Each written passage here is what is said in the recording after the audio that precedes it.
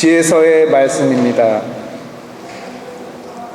하느님께서는 죽음을 만들지 않으셨고 산 이들의 멸망을 기뻐하지 않으신다.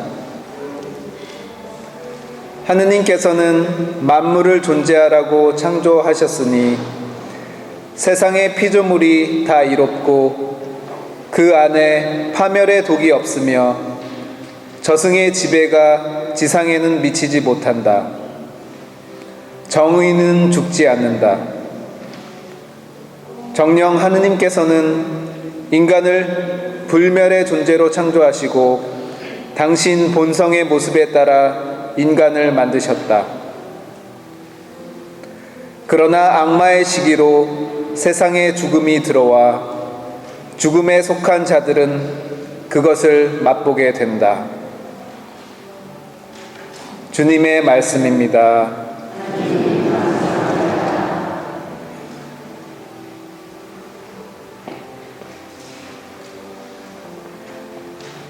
주님, 저를 구하셨으니 당신을 높이 기리나이다.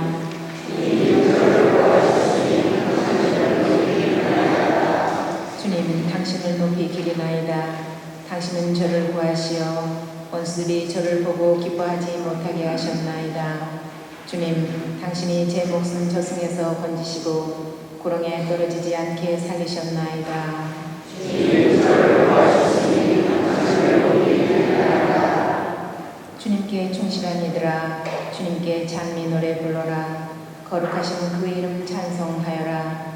그분의 진노는 잠시 뿐이나 그분의 호의는 한평생이니 울음으로 한밤을 지새워도 기쁨으로 아침을 맞이하리라.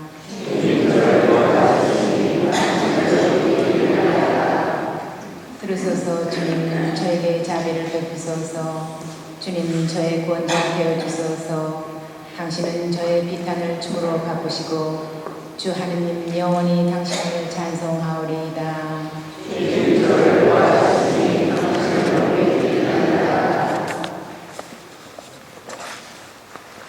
사도 바울의 코린토 2서 말씀입니다.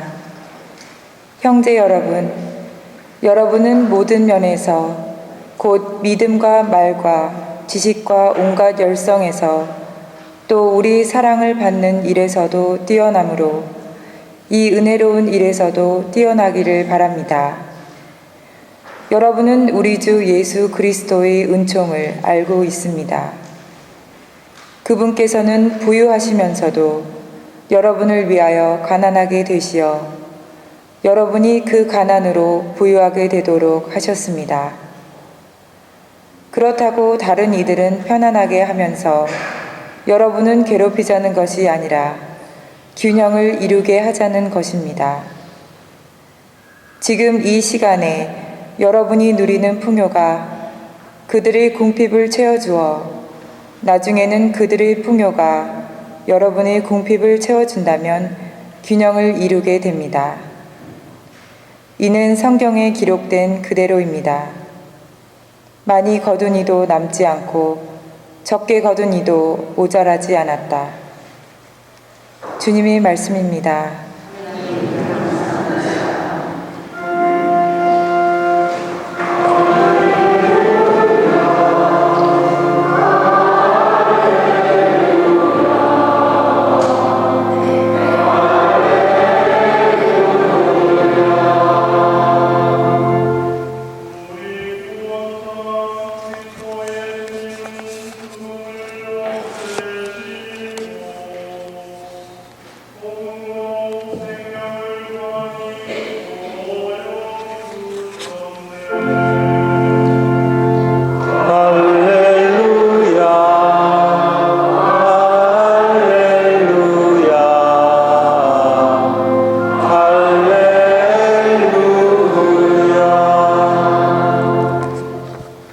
주님께서 여러분과 함께 마르코가 전한 거룩한 복음입니다.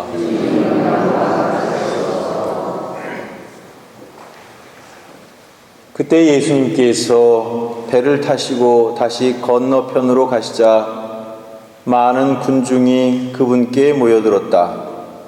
예수님께서 호숫가에 계시는데 야이로라는 한 회당장이 와서 예수님을 뵙고 그분 발 앞에 엎드려 제 어린 딸이 죽게 되었습니다. 가셔서 아이에게 손을 얹으시어 그 아이가 병이 나아 다시 살게 해주십시오 하고 간곡히 청하였다. 그리하여 예수님께서는 그와 함께 나서시었다. 많은 군중이 그분을 따르며 밀쳐댔다. 그 가운데 12해 동안이나 하혈하는 여자가 있었다. 그 여자는 숱한 고생을 하며 많은 의사의 손에 가진 것을 모두 쏟아 부었지만 아무 효험도 없이 상태만 더 나빠졌다. 그가 예수님의 소문을 듣고 군중에 섞여 예수님 뒤로 가서 그분의 옷에 손을 대었다. 내가 저분의 손에 옷을 대기만 하여도 구원을 받겠지 하고 생각하였던 것이다. 과연 곧 출혈이 멈추고 병이 나은 것을 몸으로 느낄 수 있었다. 예수님께서는 곧 당신에게서 힘이 나간 것을 아시고 군중에게 돌아서시며 누가 내 옷에 손을 대었느냐 하고 물으셨다. 그러자 제자들이 예수님께 반문하였다. 보시다시피 군중이 스승님을 밀쳐대는데 누가 나에게 손을 대었느냐 하고 물으십니까? 그러나 예수님께서는 누가 그렇게 하였는지 보시려고 사방을 살피셨다. 그 부인은 자기에게 일어난 일을 알았기 때문에 두려워 떨며 나와서 예수님 앞에 엎드려 사실대로 다 아뢰었다. 그러자 예수님께서 그 여자에게 이르셨다. 딸아, 내 믿음이 너를 구원하였다. 평안히 가거라. 그리고 병에서 벗어나 건강해져라. 예수님께서 아직 말씀하고 계실 때에 회당장의 집에서 사람들이 와서는 따님이 죽었습니다. 그러니 이제 스승님을 수고롭게 할 필요가 어디 있겠습니까? 하고 말하였다. 예수님께서는 그들이 말하는 것을 곁에서 들으시고 회당장에게 말씀하셨다. 두려워하지 말고 믿기만 하여라. 그리고 베드로와 야고보의 동생 요한 외에는 아무도 당신을 따라오지 못하게 하셨다. 그들이 회당장의 집에 이르렀다. 예수님께서는 소란한 광경과 사람들이 큰 소리로 울며 탄식하는 것을 보시고 안으로 들어가셔서 그들에게 어찌하여 소란을 피우며 울고 있느냐? 저 아이는 죽은 것이 아니라 자고 있다 하고 말씀하셨다. 그들은 예수님을 비웃었다. 예수님께서는 그들을 다 내쫓으신 다음 아이 아버지와 어머니와 당신의 일행만 데리고 아이가 있는 곳으로 들어가셨다. 그리고 아이의 손을 잡으시고 말씀하셨다. 탈리타쿰, 이는 번역하면 소녀야, 내가 너에게 말한다. 일어나라는 뜻이다. 그러자 소녀가 곧바로 일어서서 걸어다녔다. 소녀의 나이는 12살이었다. 사람들은 몹시 놀라 넋을 잃었다. 예수님께서는 아무에게도 이 일을 알리지 말라고 그들에게 거듭 분부하시고 나서 소녀에게 먹을 것을 주라고 이르셨다.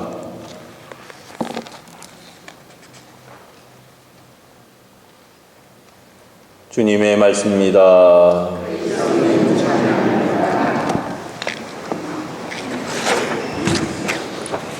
참 예수님, 어느덧 벌써 7월입니다. 세월이 참 빠르다는 생각을 다시 한번 하게 됩니다. 저희 본당에서는 한 달에 한 번 앓는 이들을 위한 기도와 함께 사제가 안수 기도를 해줍니다. 거의 3년 가까이 해왔는데 그동안 이렇다 할 만한 기적이 일어나지는 않았습니다. 솔직히 앓는 분들이 당장 깨끗이 낫고 불치병이 치유가 되고 그런다면 참 좋겠다, 그런 생각을 하지만 하느님께서는 아직 그런 기적을 베풀어 주시지는 않았습니다. 하지만 저는 실망하지 않습니다. 왜냐하면 단지 눈에 보이는 기적만 중요한 것이 아니라 눈에 보이지 않는 곳에서 얼마든지 또 다른 기적이 일어나고 있기 때문입니다. 사이비 종교에서는 단지 사람들의 호기심을 충족시키기 위해서 기적을 과대 선전하고 또 그 기적이라는 걸 자세히 살펴보면 기적이 아니라 고도의 사기극일 때가 더 많습니다. 참된 기적은 오히려 보이는 곳에서 드러나는 것보다는 조용히 일어나고 있습니다.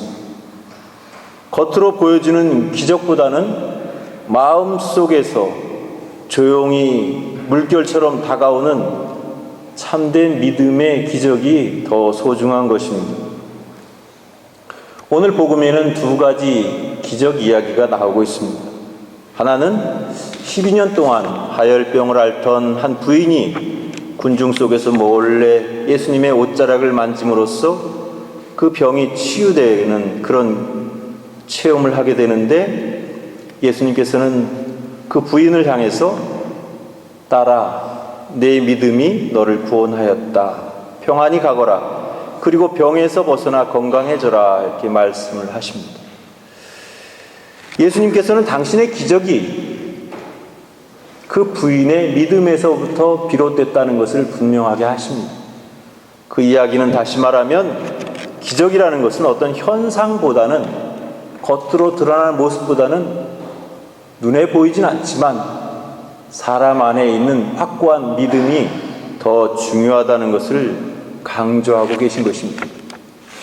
한번 생각해 보십시오.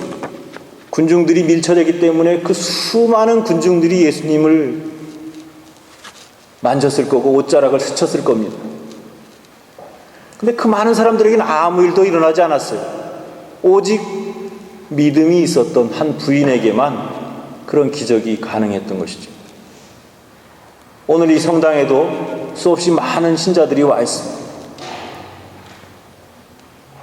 그러나 그 중에 참 기적과 또 참 뜨거운 마음을 느끼는 사람들은 믿음으로 준비된 사람들에게만 가능한 것입니다. 두 번째로 나타난 기적은 회당장의 딸이 죽었다는 소식을 들으시고 예수님께서 회당장에게 두려워하지 말라, 믿기만 하여라, 그렇게 이야기를 던지십니다. 믿음이 중요하다는 것을 다시 한번 강조해 주신 말씀이라고 볼 수 있습니다. 그리고 회당장의 집에 도착해서 예수님께서는 많은 군중들을 물리치시고 오직 아이의 아버지와 어머니와 제자들 세 사람만 데리고 그 아이에게 가서 기적을 일으키십니다. 탈리타쿰, 그걸 번역하면 소녀야 내가 말하니 일어나라, 그런 뜻이라고 합니다. 만약에 예수님께서 기적을 사람들에게 보이고 과시하고 싶었으면 많은 군중들이 있는 데서 기적을 행하셨을 겁니다. 그렇지만 극히 제한된 사람들에게만 보였습니다. 그리고 그뿐만 아니라 아무에게도 말하지 말라고 분부하셨습니다. 따라서 기적을 과대 선전하거나 그것을 막 드러내고 싶어하는 그런 사람들은 흑심이 있는 겁니다. 그런 것은 기적이 아니고 장난입니다.